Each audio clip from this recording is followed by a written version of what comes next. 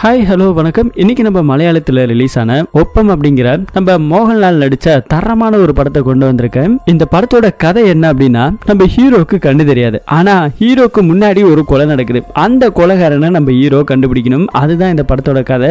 படத்துல ஏகப்பட்ட ட்விஸ்டுகள்லாம் இருக்கு. ஸோ என்ன ஏதுன்னு மற்றபடி டீட்டெயிலாக படம் பார்த்து தெரிஞ்சுக்கலாம். சேனலுக்கு புதுசாக இருந்தீங்கன்னா மறக்காம சப்ஸ்கிரைப் பண்ணி பக்கத்தில் இருக்க பெல் ஐகானை பிரஸ் பண்ணிக்கோங்க.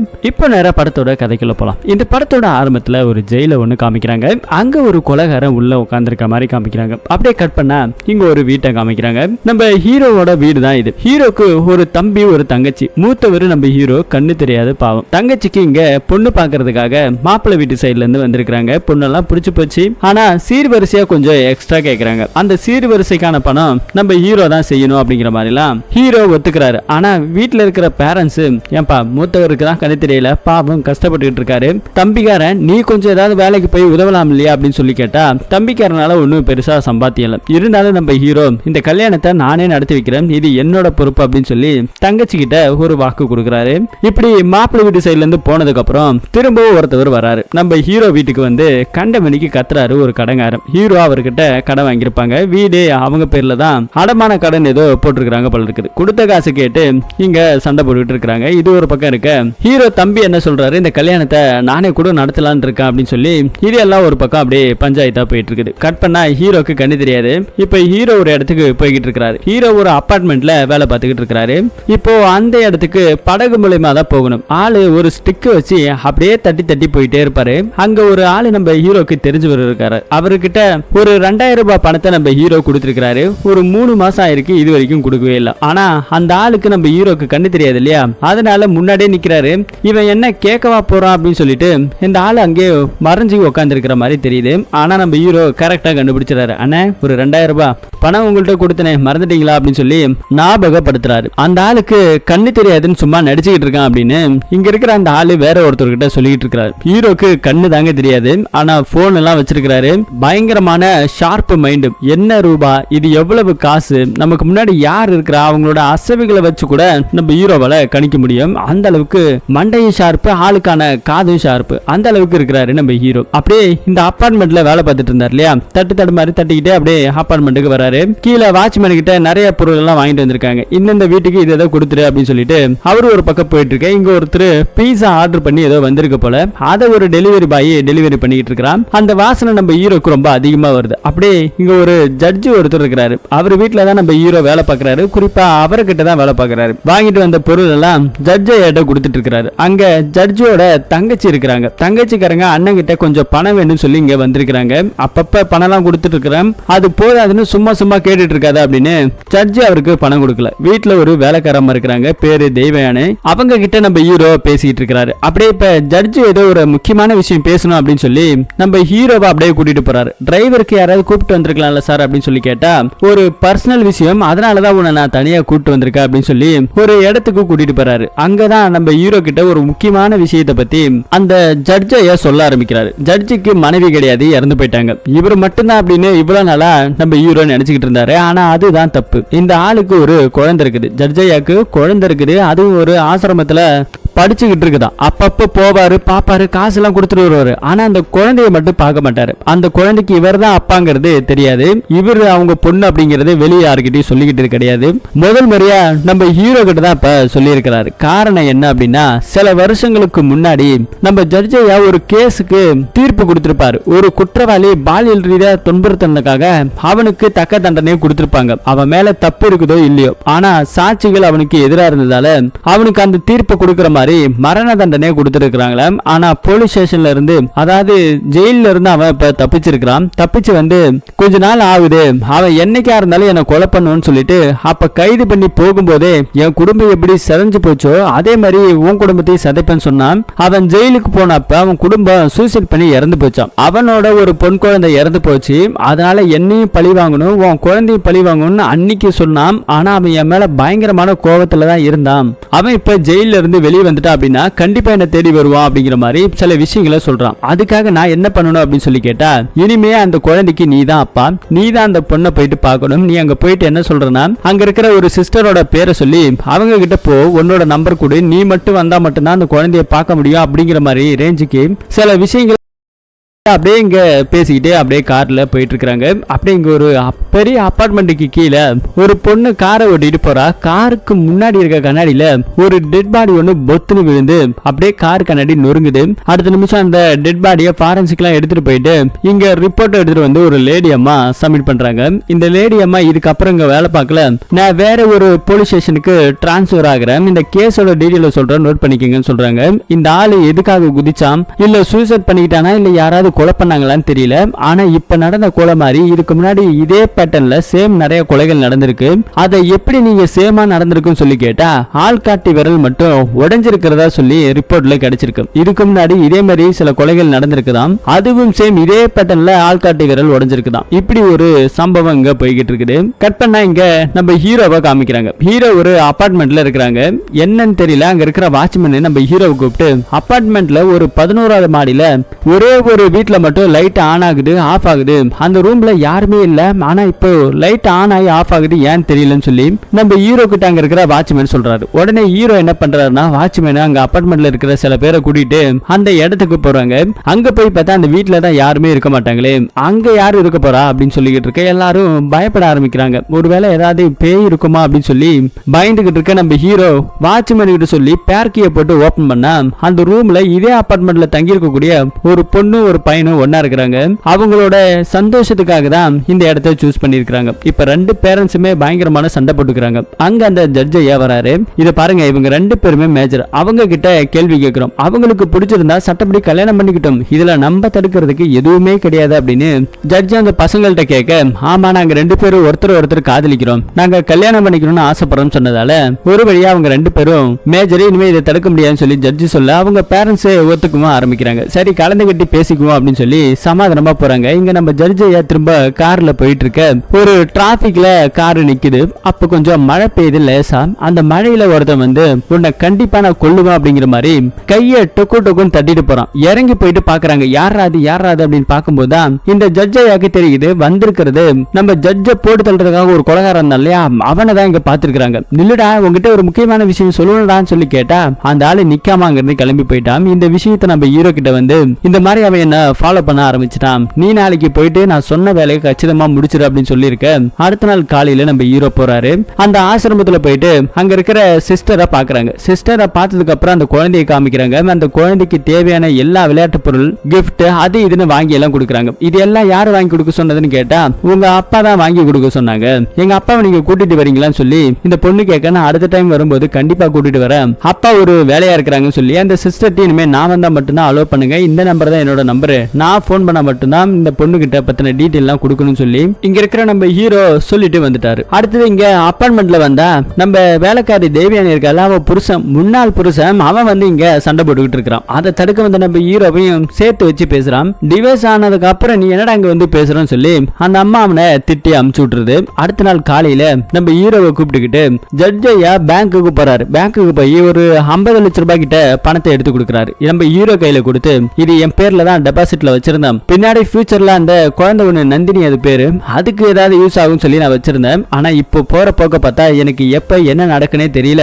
அதனால இந்த பணத்தை நீ எடுத்துட்டு போயிட்டு அந்த குழந்தையோட பேர்ல ஒரு அக்கௌண்ட்டை ஓபன் பண்ணி அந்த அக்கௌண்ட்ல இந்த பணத்தை போட்டுட்டு இந்த டீட்டெயில் அங்க இருக்கிற சிஸ்டர்ட்ட சொல்லிட்டு வந்துரு, மத்தபடி எல்லாத்தையும் அவங்க பாத்துக்கோங்கன்னு சொல்லி நம்ம ஹீரோ கிட்ட இந்த பணத்தை கொடுக்குறாரு. நம்ம ஹீரோவை பேசாம உங்களோட அக்கௌண்ட்ல இருந்து டைரக்டா நீங்க டிரான்ஸ்ஃபர் பண்ணிடலாமேன்னு சொல்லி கேட்டா இல்ல அப்படி பண்ண முடியாது, என்னோட அக்கௌண்ட்டை சேஸ் பண்ணி கூட இந்த அட்ரஸ் ஏதாவது கண்டுபிடிச்சிட்டாங்க அப்படின்னா அந்த குழந்தைக்கு உயிருக்கே ஆபத்தாயிடும் அப்படிங்கிற மாதிரி இந்த ஜட்ஜ் ஐயா பேசிட்டு இருக்கிறாரு. அதுவும் கரெக்ட் தான் அப்படின்னு சொல்லிட்டு திரும்ப வீட்டுக்கு போறாங்க. அந்த அபார்ட்மெண்ட்ல 2 காதலர்கள் இருந்தாங்க இல்லையா, அவங்களுக்கு கல்யாணம் பிக்ஸ் ஆயிடுச்சு. அதுக்கான நிறைய கிஃப்ட் எல்லாம் கொடுக்குறாங்க, ட்ரெஸ் எல்லாம் கொடுக்குறாங்க. நாளைக்கு நிச்சயதார்த்தம் நடக்கிற அந்த ஃபங்க்ஷன்ல காமிக்கிறாங்க. ஜாலியா எல்லாரும் டான்ஸ் ஆடிக்கிட்டு இருக்க வேலைக்கார பொண்ணு கொஞ்சம் மாடலா ட்ரெஸ் பண்ணிட்டு வந்திருக்கு. நம்ம ஹீரோவும் கொஞ்சம் மாடலா இருக்கிறாரு. இந்த ட்ரெஸ் உங்களுக்கு ரொம்ப அழகா இருக்குன்னு அந்த பொண்ணு ஹீரோ கிட்ட சொல்ல, நீங்களும் அழகா இருக்கிறீங்க, ஆனா எப்படி இருப்பீங்கன்னு சொல்லி என்னால பார்க்க முடியலையே அப்படின்னு சொல்லி நம்ம ஹீரோ வருத்தப்பட்டு இருக்க. ரொம்ப நேரம் ஆகுது, ஆனா ஜட்ஜி வரலையா அப்படின்னு சொல்லி கேட்டா அவர் இன்னும் வரல, மேலதான் இருக்காரு அப்படிங்கிற மாதிரி சொல்லிக்கிட்டு இருக்க. இங்க பவர் ஆஃப் ஆகுது. நம்ம ஹீரோக்கு ஏதோ ஒண்ணு சந்தேகப்படுது. நேரா மேலே ஏறி ஜட்ஜை பார்த்துட்டு வரலாம்னு சொல்லிட்டு மேலே ஏறி போய்கிட்டே இருக்கிறாரு. அந்த பணம் இன்னமும் நம்ம ஜட்ஜ் ஐயா கிட்ட தான் இருக்குது. கொஞ்சம் பணம் மட்டும் தான் நம்ம ஹீரோ கிட்ட கொடுத்துருக்காரு, மீதி பணம் அங்கதான் இருக்குது. நம்ம ஹீரோ மேல போய்கிட்டு இருக்க அங்க அந்த வேலைக்காரி பொண்ணு ஹீரோக்கு முன்னாடி ஒரு இடத்துல ஒளிஞ்சு போய் நிக்கிறான். என்ன ஏதுன்னு டீட்டெயில் தெரியல. அப்படியே மேல போய் பாக்குறாரு. அங்க ஜட்ஜைய இறந்து போய் கிடக்குறாரு. கூப்பிட்டு பாக்குறாரு, எந்த ஒரு அசையுமே இல்ல.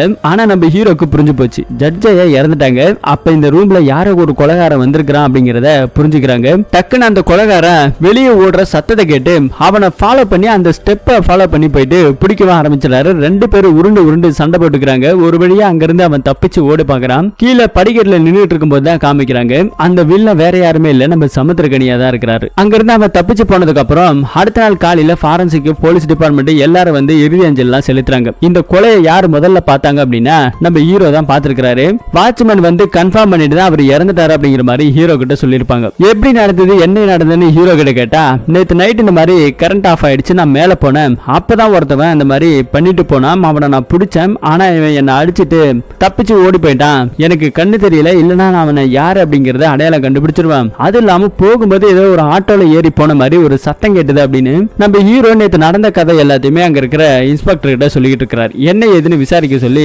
மேல் இடத்துல இருந்து பிரஷர் பண்ணிட்டு இருக்காங்க. இறந்து போனது ஜட்ஜின்றதால. அடுத்தது இந்த கொலை கேஸை பத்தி விசாரிக்க ஆரம்பிக்கிறாங்க. அபார்ட்மெண்ட்ல இருந்த எல்லாரையுமே அங்க கூப்பிட்டு இருக்காங்க. சந்தேகப்படுற மாதிரி யாராவது இருக்காங்களா, போறாங்களா, வராங்களான்னு சொல்லி கேட்டா அந்த மாதிரி யாருமே கிடையாது. ஆனா அப்போ அவர் அக்கௌண்ட்ல இருந்து ஒரு 50 லட்சம் ரூபாய் பணம் வித்ட்ராவல் ஆயிருக்கிறத போலீஸ்காரங்க கண்டுபிடிச்சிருக்காங்க. அந்த 50 லட்சம் ரூபாய் பணம் எங்க போச்சு அப்படிங்கிற மாதிரி போலீஸ்காரங்க விசாரிக்க நம்ம ஹீரோ கிட்டையும் கேக்குறாங்க. ஆனா ஹீரோ அதுக்கான பதில சொல்லவே இல்லை. ஏன்னா சொன்னா நந்தினிங்கிற அந்த கதையை வெளியே கொண்டு வர மாதிரி இருக்கும். ஆனா அதே இடத்துல அப்பார்ட்மெண்ட் ஆளுங்கன்னு சொல்லி நம்ம சமுத்திரக்கனியும் ஒளிஞ்சிருக்கான், வில்ல பக்கத்துல ஒளிஞ்சிருக்கான். அப்ப கூட நம்ம ஹீரோ என்ன சொல்றாரு அப்படின்னா, நடந்த சண்டையில அவன் மேல நான் உருண்டு படுத்தேன், அவன் ஒரு 5 to 6 அடிக்குள்ள இருப்பான், அவனோட ரைட் ஹேண்ட் சைட்ல ஒரு வாட்ச் ஒண்ணு கட்டியிருந்தான், அப்படி பார்த்தா அவன் ஒரு லெஃப்ட் ஹேண்ட் அப்படிங்கிற மாதிரி நம்ம ஹீரோ சொன்ன அடுத்த நிமிஷம் சமுத்திரக்கனிக்கு தூக்கி வாரி போடுது. என்னடா இவன் கண்ணு தெரிஞ்சா கூட இந்த அளவுக்கு ஃபாலோ பண்ணிருக்க மாட்டான், இந்த அளவுக்கு பார்த்திருக்கிறானேன்னு சொல்லிட்டு வாட்ச் எல்லாம் மாத்தி அங்கேயே கட்டிக்கிட்டு அப்படியே கேஷுவலா நின்றுட்டு இருக்காரு. ஆனா அங்க இருக்கிற போலீஸ்காரங்க நம்பல, நம்ம ஹீரோ தான் இதெல்லாம் பண்ணிருக்கிறதுக்கான வாய்ப்பு இருக்குது அப்படிங்கிற மாதிரி ஹீரோ மேல ஒரு சந்தேகம் ஒண்ணு போய்கிட்டு இருக்குது. அப்படியே நம்ம ஹீரோ அங்க இருந்து வராரு. ஒரு வழியா வந்திருக்கும் போது ஒரு கடையில நின்று பேசிக்கிட்டு இருக்க நம்ம ஹீரோவை ஃபாலோ பண்ணிக்கிட்டே சமுத்திரக்கனி வராரு. ஒரு சிக்னல்ல நின்றுகிட்டு இருப்பாரு. ஹீரோவை போட்டு தள்ளுங்கிறதுக்காக சமுத்திரக்கனி அப்படியே தள்ளி விட்டுருவாரு கூட்டமா. போயிட்டு ரோட்ல விழுந்துருவாரு. நல்ல வேலை ஜஸ்ட் மிஸ்ல உயிர் தப்பிக்கிறாரு. இல்ல அப்படின்னா ஒரு விபத்து ஏற்பட்டு அங்கவே இறந்து போயிருப்பாரு. அடுத்த நாள் காலையில நமக்கு காமிக்கிறாங்க, போலீஸ் ஸ்டேஷன்ல அன்னைக்கு சிசிடிவி ஃபுட்டேஜ்ல ஒரு ஆட்டோ ஒன்று வெளியே போனதை பாக்குறாங்க. அந்த ஆட்டோக்காரரை அரெஸ்ட் பண்ணி கூட்டு வந்திருக்காங்க. அவன் மேல ஏகப்பட்ட கேஸ் இருக்குது. நீ யாரா கொலை பண்ண அப்படின்னு சொல்லி கேட்டா, நான் கொலை பண்ணல, அப்ப அன்னைக்கு ஆட்டோல யாரை கூட்டு போனேன்னா யாருன்னு தெரியல, அபார்ட்மெண்ட்ல இருந்து ஒரு ஆள் வந்தாரு, போகணும் அப்படின்னு சொன்னாரு, நான் கூட்டிட்டு போனேன், மத்தபடி அவர் யாரு என்னன்னு சொல்லி முகத்தெல்லாம் பார்க்கல, ஒரு கருப்பு கலர் கோட் போட்டிருந்தாரு அப்படிங்கிற மாதிரி சொல்றான். டீட்டெயில இந்த ஆளு பார்க்கலையா, சோ அதனால இவனையும் விட்டுறாங்க. அடுத்தது நம்ம ஹீரோவா காமிக்கிறாங்க. அபார்ட்மெண்ட்ல தான் இப்ப வந்துகிட்டு இருக்காரு. லிப்ட்ல தனியா வரும்போது அதே லிப்டுக்குள்ள யாரோ ஒருத்தவங்க இருக்கிற மாதிரி நம்ம ஹீரோ உணர்றாரு. அந்த இடத்துல நம்ம சமுத்திரக்கனி தான் ஹீரோவா போட்டு தள்ளுங்கிறதுக்காக அங்க நின்றுட்டு இருக்க. அடுத்த நிமிஷம் லிப்ட் ஓபன் ஆகுது. ஆனா போட்டு தள்ளல, அப்படியே வெளியே போயிட்டு இருக்காரு. ஏன்னா ஹீரோ கணிச்சதை நம்ம சமுத்திரக்கனி புரிஞ்சுக்கிட்டாப்ல. நடந்து போற சத்தம் கேட்கவும் ஆரம்பிக்குது. நம்ம ஹீரோ அப்படியே ஒரு ஸ்டெப், 2 ஸ்டெப், 3 ஸ்டெப்னு எண்ணிக்கிட்டே இருக்கிறாரு. திடீர்னு கதவு லாக் ஆகிற சத்தம். அடுத்த நிமிஷம் அபார்ட்மெண்ட்ல இருக்கவங்கள எல்லாத்தையும் நம்ம ஹீரோ கூப்பிட்டு வராரு. இந்த மாதிரி இந்த ரூமை தொடங்கன்னு சொல்லி ரொம்ப நேரமா ட்ரை பண்றாங்க. ஆனா அந்த ரூம் கதவு இப்ப பூட்டி இருக்குது. திரும்பவும் அதுக்கான பேர்க்கியை எடுத்துட்டு வந்து ஓபன் பண்ணா உள்ளுக்குள்ள இருந்து ஒருத்தவன் கத்தி எடுத்துட்டு அப்படியே மிரட்டிக்கிட்டே வரான். ஒரு வழியா அவனை பிடிக்கிறதுமே நம்ம சமுத்திரக்கனி தான் அங்கவே ஒளிஞ்சு நின்றுட்டு இருப்பான். ஓடி பண்ண எப்படின்னா பிடிச்சு கொடுத்துறாங்க. போலீஸ் ஸ்டேஷன்ல கஸ்டடியில் எடுத்து அவனை விசாரிக்கும் போது தான் தெரியுது அவன் வேற யாருமே கிடையாது, நம்ம ஜட்ஜையா வீட்டுல ஒரு வேலைக்கார பொண்ணு இருந்தது இல்லையா தேவியானி, அவனோட தம்பி தானா இவன். சோ இவன் தான் அங்க ஒளிஞ்சிருந்திருக்கான். யார்டா நீ, எதுக்காகடா ஒளிஞ்சிருந்த, நீயும் அக்காவும் சேர்ந்து கொலை பண்ணி அந்த ஜட்ஜு கிட்ட இருந்த பணத்தெல்லாம் ஆட்டைய போட்டீங்களா, பணத்துக்காக கொலை பண்ணீங்களா இல்ல வேற என்னடா காரணம் சொல்லி விசாரிக்கும் போதுதான் அங்க இருக்கிற தேவியானிய மிரட்டி கேட்கும் போது அவ ஒரு உண்மையை சொல்றா. இல்ல நாங்கெல்லாம் அந்த மாதிரி பண்ணல, நாங்க அந்த கொலையை பண்ணல, என் தம்பி வந்துட்டு வெளியே வேலை பார்த்துட்டு இருந்தான், வேலை பார்த்த இடத்துல கொஞ்சம் பண பிரச்சனை வந்ததால அவன் வேலையை விட்டு நிக்கிற மாதிரி ஆயிடுச்சு, திடீர்னு என்ன பார்க்க வந்தான், அந்த நேரத்துல ஜட்ஜையா பேங்க்ல இருந்து பணத்தை எடுத்துட்டு வந்திருக்கிற விஷயம் எனக்கு தெரியும், சரி அப்பன்ட்டு பார்த்து அவர்கிட்ட கொஞ்சம் அமௌண்ட் கேட்டேன், கடனா தான் கேட்டேன், அவர் எனக்கு கடன்லாம் கொடுத்தாரு, அந்த கடனை காசு தான் என் தம்பி கிட்ட கொடுத்தேன், சரி போகும்போது கொஞ்சம் ரெஸ்ட் எடுத்துட்டு போடான்னு சொல்லி யாருமே இல்லாத அந்த ரூமை நான் கிளீன் பண்ண போனேன், அந்த ரூமை சரி இவன் யூஸ் பண்ணட்டும் சொல்லிதான் அந்த ரூமை கீயை கொடுத்து இவனை தங்க வச்சிருந்தேன் அப்படிங்கிற மாதிரி சொல்லியிருக்கிறாங்க. ஸோ அதுக்கப்புறம் தான் தேவியான என்ன சொல்றாங்கன்னா, அந்த பணத்தோட அன்னைக்கு என் தம்பி வெளியே போயிருந்தானா ஜட்ஜையா அன்னைக்கு இறந்து போயிருப்பாங்க, கொலைகாரா அப்படிங்கிற மாதிரி ஒரு பட்டத்தை கட்டியிருப்பாங்க, அதனால ஒரு 2-3 நாள் கழிச்சு போனா எதுவும் சந்தேகம் வராதுங்கிறதுக்காக தான் நான் பண்ணினே தவிர்த்து இந்த கொலையை என் தம்பியும் பண்ணல நானும் பண்ணல அப்படின்னு சொல்லி இந்த அம்மா சொல்லிக்கிட்டு இருக்கு. நம்ம ஹீரோ தான் அந்த கொலைகாரனை பார்த்ததாவும் படுத்து உருண்டதாலும் தெரியும்ல, இவன் தானே அவன் செக் பண்ணி சொல்லுப்பான்னு சொல்லி போலீஸ்காரங்க சொல்ல தலைவி பார்த்ததுல இவன் கிடையாது அப்படிங்கறத சொல்லிடுறாங்க. சோ அப்பனா நீ கண்ணு தெரியாதுன்னு வச்சுக்கிட்டு டிராமா பண்ணிட்டு இருக்கியாடா அப்படி இப்படின்னு அங்க இருக்கிற ஒரு இன்ஸ்பெக்டர் தரைக்குறவா பேச ஆரம்பிக்கிறாரு. ஹீரோ மேல அங்க இருக்கிற ஒரு போலீஸ்காருக்கு பயங்கரமான சந்தேகம் இருந்தது இல்லையா. ஹீரோவோட அக்கௌண்ட் எல்லாம் தடவி பார்த்ததுல ஹீரோவோட அக்கௌண்ட்ல இருந்து அவனோட தம்பி அக்கௌண்ட்டுக்கு கொஞ்சம் பணம் போயிருக்குது. அது என்ன காரணம் சொல்லி கேட்டா, என் தங்கச்சி கல்யாணத்துக்காக நான் அனுப்பி வச்சேன் என் தம்பி கிட்ட, மத்தபடி வேற எதுவும் கிடையாது அப்படிங்கிற மாதிரி சொல்லியிருக்காங்க.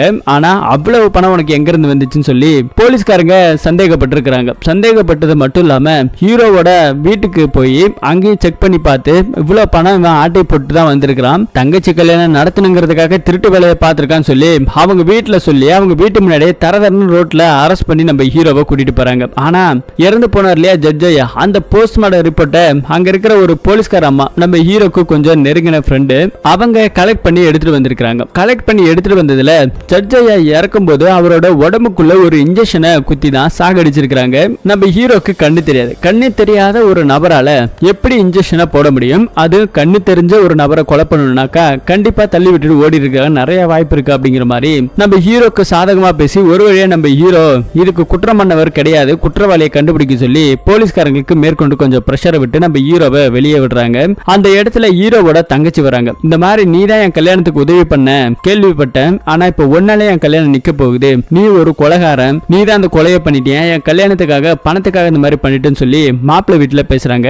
என் கல்யாணம் நடக்குது அப்படின்னாக்கா கண்டிப்பா நீ வரக்கூடாது அப்படிங்கிற மாதிரி அண்ணன் கிட்ட கொஞ்சம் ஆசீர்வாதம் வாங்கிட்டு அப்படியே அந்த பொண்ணு போகுது. ஹீரோ கொஞ்சம் சோகத்துல அதே இடத்துல உட்கார்ந்து இருக்கிறாரு. அடுத்தது ஒரு கடைக்கு ஒண்ணு வராரு. அந்த கடையில ஒரு போன் பண்ணிக்கிறேன், யாராவது என்ன பாக்குறாங்களா சொல்லி அந்த தாத்தா கிட்ட கேக்குறாரு. யாரும் இல்லப்பா பண்ணுப்பான்னு சொல்ல, ஆனா தூரத்துல இருந்து வில்லா கார்ல உட்காந்து பாத்துக்கிட்டு தான் இருக்கிறான். ஹீரோ ஏதோ ஒரு நம்பருக்கு டயல் பண்ணி என்னமோ பேசுறாரு. பேசிட்டு வச்சுட்டு நம்ம ஹீரோ போகிறாரு. அடுத்தது வில்லா வரான். வில்லா வந்து அந்த வயசானவர்கிட்ட ஒரு போன் பண்ணிக்கிறேன்னு சொல்லி அந்த எஸ்டிடி கால்ல இருந்து தான் பண்ணிருப்பாரு. அங்க போயிட்டு வில்லா ரீடயலிங் போடுவான். ஆனா நம்ம ஹீரோ போன் பேசி முடிச்சிட்டு நம்பரை யாராவது ரீடயலிங் பண்ணா கூட தெரியக்கூடாதுங்கிறதுக்காக புத்திசாலித்தனமா 00ன்னு 10 ஜீரோவை போட்டு போன் பண்ணிட்டு அப்படியே வச்சுட்டு போயிருப்பாரு. ரீடயலிங் பண்ணா இந்த மாதிரி காமிக்கிறதுக்காக பக்கா பிளான் பண்ணிருக்காரு. இவன் கண்ணு தெரியலனாலும் எவ்வளவு பக்காவா பண்றான் பாரு அப்படின்னு வில்ல மனசுல ஒண்ணு ஓடுது. அடுத்து ஹீரோ சோகத்துல இங்க அபார்ட்மெண்ட்ல இருந்து உட்கார்ந்து இருக்கிறாரு. அதே இடத்துல வாட்ச்மேன் வந்து நீ அந்த கொலையை பண்ணிருக்க மாட்டப்பா, எனக்கு உன் மேல நம்பிக்கை இருக்கு அப்படின்னு வாட்ச்மேன் நம்புறாரு. சோகத்துல அபார்ட்மெண்ட் கீழே வந்து உட்கார்ந்து இருக்க அதே இடத்துலதான் ஹீரோக்கு ஒரு போன் கால் வருது. என்னைக்கா இருந்தாலும் அந்த ஜட்ஜோட பொண்ணை நான் கொலை பண்ணுவேன் அப்படிங்கிற மாதிரி ஒரு போன் கால் ஒண்ணு நம்ம ஹீரோவை மிரட்டி இருக்கிறேன். இந்த போன் கால் வந்ததுக்கு அப்புறம் நல்லா ஞாபகம் வச்சுக்கோங்க. போன் கால் வந்துருச்சு இல்லையா, அடுத்த நிமிஷம் நம்ம ஹீரோ எங்க போறாருன்னா அந்த லேடி போலீஸ் இருக்காங்க இல்லையா அவங்களோட வீட்டுக்கு போயிட்டு அவங்க கிட்ட இந்த மாதிரி விஷயத்தெல்லாம் சொல்றாங்க. சொல்லிட்டு அது மட்டும் இல்லாம இப்ப எஸ்டடி பூத்ல இருந்து நம்ம ஹீரோ ஒரு கால் பண்றாரு. கால் பண்ணி அந்த சர்ச் ஸ்கூல் இருக்கு இல்லையா அந்த சின்ன பொண்ணு படிக்கிற ஸ்கூல்ல இந்த மாதிரி என்ன தேடி அந்த குழந்தை தேடி வேற யாராவது வந்தாங்க அப்படின்னாக்கா விடாதீங்க அப்படிங்கிற மாதிரி சொல்லிட்டு போயிடுறாரு. அடுத்த நிமிஷமும் நம்ம வில்ல அங்கதான் நின்று ஃபாலோ பண்ணிருக்கான். ஆனா இந்த தடவை அதே கடைக்கு வந்து என்னோட போன் இங்க மிஸ் பண்ணிட்டேன் அப்படிங்கிற மாதிரி தேடிக்கிட்டு இருக்க. அப்பதான் நம்ம வில்ல இவன் ரீடயலிங் போட்டு வச்சுட்டு 00வா நம்மள ஏமாத்தனால அப்படின்னு சொல்லிட்டு ஹீரோ இங்க வரணுங்கிறதுக்காக ஹீரோ வரதுக்கு முன்னாடியே போன் இங்க பணம் வாங்குற மாதிரி வந்து அந்த போன்ல வீடியோவை ஆன் பண்ணி விட்டுருப்பாரு. என்ன நம்பருக்கு டயல் பண்றாங்கிற கவர் பண்ற மாதிரி பண்ணதால இப்போ எந்த நம்பருக்கு டயல் பண்ணாங்கிற நம்பரை நம்ம வில்லன் கண்டுபிடிச்சிடான். அவனுக்கு ஒரு சந்தோஷம். அப்படியே இந்த சீனை கட் பண்ணா இன்னொரு சீன்ல நம்ம ஹீரோக்கு ஒரு போன் கால் வருது. அந்த ஆட்டோ டிரைவர் இருந்தா இல்லையா அவன் தான் நம்ம ஹீரோக்கு போன் போட்டு அண்ணா இந்த மாதிரி அன்னைக்கு ஆட்டோல ஒருத்தவன் ஏறி போனான்னு நான் போலீஸ்ல சொன்னேன்ல, அந்த ஆள் இங்க தானே இருக்கிறான், ஒரு இடத்துல இப்பதானே விட்டேன், நீங்க வரீங்களா அப்படிங்கிற மாதிரி சொல்லியிருக்கான். சரி சரி நீ அவனை விட்டுறாத, வெளியே போறானான்னு பாத்துக்க, நான் ஒரு 5 நிமிஷத்துல வந்துறேன்னு சொல்லி அங்க இருந்து நம்ம ஹீரோ இங்க வராரு. நீ போய் அவங்க கிட்ட பேச்சு கொடுத்துக்கிட்டே இரு, நான் கரெக்டா போலீஸ்க்கு எல்லாம் போன் பண்ணிட்டு வந்துறட்டா அப்படின்ற மாதிரி கேட்டுக்கிட்டு இருக்கேன். அந்த ஆட்டோ டிரைவர் அங்க போறான். போயிட்டு வில்லன் கிட்ட பேசிக்கிட்டு இருக்கும் போதுதான் தெரியுது ஆட்டோ டிரைவரே இவனுக்கு வேலை போயிருக்கிறது தெரிய வருது. நீங்க சொன்ன மாதிரி அவனை நான் தனியா கூட்டு வந்துட்டேன், அவனை போட்டு தள்ளிங்க, எனக்கான பணத்தை கொடுங்க அப்படின்னு சொல்லி அந்த ஆட்டோ டிரைவர் பேசிக்கிட்டு இருக்க. வில்லன் சும்மா இல்லாம கத்தி எடுத்து ஆட்டோ டிரைவரை கழுத்தை அறுத்துட்டு ஆட்டோ டிரைவர் நம்பர்ல இருந்து நேரா நமக்கு போலீஸ்க்கு போன் பண்ணி இருக்கான். போலீஸ்க்கு போன் பண்ணி இந்த மாதிரி நீங்க தேடிக்கிட்டு இருக்க கில்லர் இங்கதான் இருக்கிறான்னு சொல்லி நம்ம ஹீரோ கீழே வேற வெயிட் பண்ணிட்டு இருக்காரு இல்லையா, சோ அவனை மாட்டி விடுறதுக்காக இந்த மாதிரி பிளான போட்டுருக்காங்க. சோ அடுத்த நிமிஷம் போலீஸ்காரங்க வராங்க.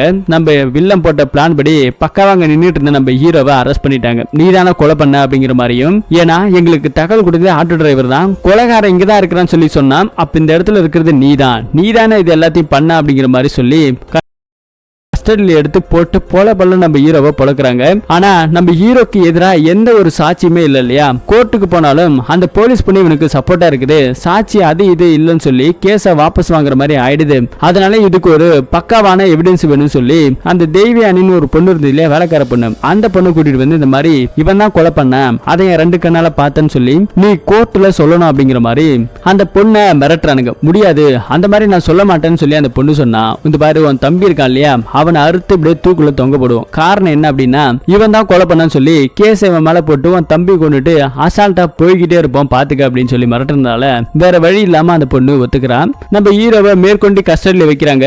அடிக்கும் போது இங்க இருந்தா வேலைக்காகன்னு சொல்லி அங்க இருக்கிற போலீஸ்காரங்களை அடிச்சுட்டு ஜெயில இருந்து தப்பிச்சு ஓடுறான். திரும்பவும் அந்த லேடி போலீஸ் இருக்காங்க இல்லையா, அவங்க கிட்ட போயிட்டு நடந்த கதை எல்லாத்தையும் சொல்லிக்கிட்டு இருக்க இன்னும் ஒரு முக்கியமான விஷயத்தையும் சொல்றாங்க. அன்னைக்கு கடைசியா ஜட்ஜி சாகிறதுக்கு முன்னாடி எல்லாருமே கீழே ஃபங்க்ஷன் நடந்தது, அங்கதான் இருந்தோம். ஆனா அந்த நேரத்துல யாரோ ஒருத்தவங்க பீஸா ஆர்டர் பண்ணிட்டு இருந்தாங்க.